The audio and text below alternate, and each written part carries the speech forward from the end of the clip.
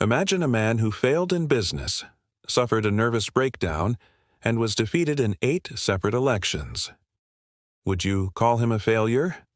What if I told you that same man was Abraham Lincoln, the 16th President of the United States, the man who saved a nation from tearing itself apart?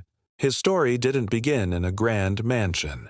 It started in a one-room log cabin with a dirt floor in the rugged Kentucky wilderness. Young Abe had a hunger, not just for food, which was often scarce, but for knowledge. Books were his treasure. He would walk for miles just to borrow one, reading by the dim light of the fireplace late into the night. His formal schooling, it added up to barely a year. Yet this self-taught boy devoured every word he could find, scribbling notes on a wooden shovel because paper was a luxury he couldn't afford. This relentless drive to learn, to understand the world, was the foundation of the man he would become. As a young man, life didn't get any easier. He tried his hand at being a shopkeeper, but the business failed, leaving him with a mountain of debt that took him years to repay. He called it his national debt. He fell deeply in love with a woman named Anne Rutledge, and her sudden passing left him so heartbroken, friends worried for his sanity. He experienced profound sadness, what we might today call depression, a shadow that would follow him throughout his life. But he didn't let it consume him. He channeled his grief and his struggles into a deeper empathy for others. Lincoln's journey into politics was a masterclass in perseverance. He ran for the state legislature and lost.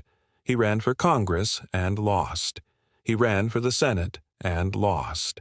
He was nominated for vice president and wasn't chosen. Rejection became a familiar companion.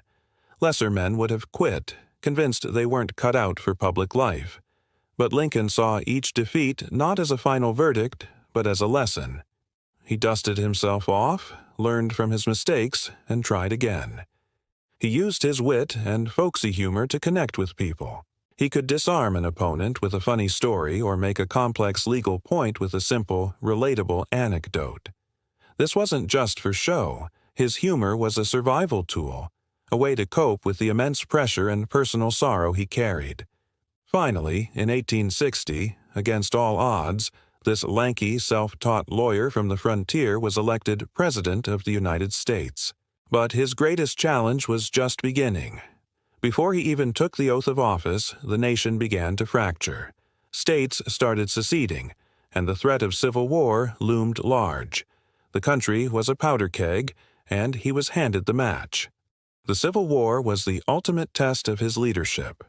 The weight of a divided nation, of hundreds of thousands of lives lost, rested squarely on his shoulders. He faced constant criticism, not just from his enemies, but from within his own cabinet. Generals failed him. The public wavered. The pressure was unimaginable. Yet, through it all, Lincoln held firm to his core belief that the United Union must be preserved, and that all people deserved to be free. He navigated this treacherous landscape with a remarkable blend of strength and compassion. He spent countless hours visiting wounded soldiers in hospitals, listening to their stories, shaking their hands, and offering what comfort he could. He wasn't a distant commander-in-chief. He was a father grieving with a nation of grieving parents. His famous Gettysburg Address, a speech just over 2 minutes long, redefined the purpose of the war and, indeed, the purpose of America itself, a nation conceived in liberty and dedicated to the proposition that all men are created equal. In 1863, he issued the Emancipation Proclamation, a bold and courageous act that transformed the war into a fight for human freedom. It was a monumental step, a promise of a new birth of freedom for millions. Finally, after 4 long, brutal years, the war ended. The Union was saved. Lincoln's goal was not revenge, but reconciliation. With malice toward none, with charity for all, he urged in his second inaugural address calling on his countrymen to bind up the nation's wounds. He envisioned a future where the North and South could heal and come together as one nation again. Tragically, he would not live to see that future fully realized. Just days after the war's end, an assassin's bullet cut short his life. The man who had weathered so many storms, who had carried a nation through its darkest hour, was gone. But his legacy is not one of failure or tragedy. It's a testament to the incredible power of perseverance. Think about it.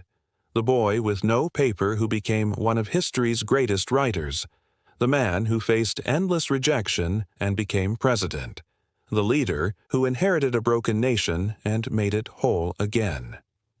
Lincoln's life teaches us that our beginnings do not define our endings.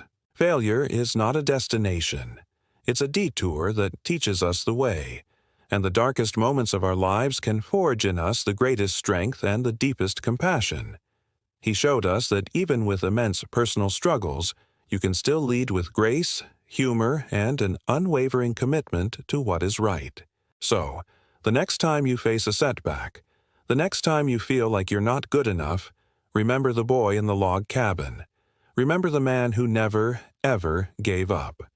His story reminds us that within each of us lies the potential for greatness, not in spite of our struggles, but because of them. Thank you so much for watching. If this story inspired you, please give this video a thumbs up and share it with someone who needs to hear it. And don't forget to subscribe and hit the notification bell for more stories of a great person who changed the world. Now, for our question. I'll pin this in the comments below. What part of Lincoln's story of perseverance resonates most with a challenge you've faced in your own life? I can't wait to read your answers. See you in the next video.